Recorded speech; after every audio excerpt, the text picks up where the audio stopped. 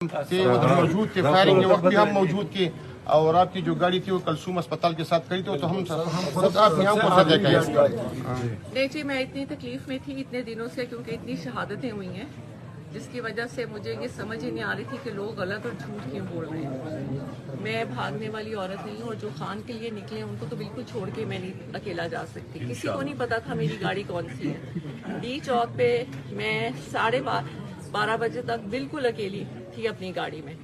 اس کے بعد بہت سی گاڑیاں جو آئی تھیں وہ اس کے بعد آئی تھیں، کیونکہ وہ ڈی چوک زبردستی خالی کرا رہے تھے جی تو بالکل بی بی وہاں سے نہیں ہٹی تھی، کیونکہ خان نے نہیں کہا تھا کہ ہٹنا ہے۔ میں نے سب کو کہا تھا کہ مجھے اکیلے نہیں چھوڑنا، لیکن سب نے مجھے اکیلے چھوڑ دیا تھا، اور میں وہاں بالکل اکیلی تھی۔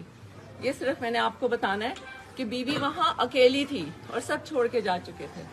جی بہت بالکل صحیح شکریہ۔ بات ہے، میں خود اس چیز کا گواہ ہوں۔ جی وہاں بہت سے گواہ 30 ہیں۔ سے 40 لوگ وہاں موجود تھے نہیں نہیں جنہوں نے بیٹا، گھیرا ہوا وہاں تھا آپ بہت کی سے گاڑی گواہ کو۔ ہیں، وہاں بہت سے گواہ ہیں، صرف وہ 30-40 نہیں، جو وہاں زبردستی روڈ خالی کرا رہے تھے وہ خود بھی گواہ ہیں۔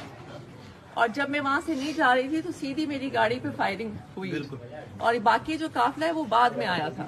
میڈم یہ پہلے بھی سی ٹی آئی کو، عمران خان کو اس خیبر پختونخوا نے سپورٹ دیے اور اپنی جان کی قربانی نہیں جی، لگا کر، پٹھان ہمیشہ غیرت مند رہے ہیں اور انہوں نے ہمیشہ ثبوت دیا ہے۔ اور انشاءاللہ آنے والے کوئی وقت شک نہیں آنے والے وقت میں بھی ہم یہ ثابت کریں گے کہ یہ پی ٹی آئی کے ساتھ ہے اور خان صاحب کے ساتھ ہے۔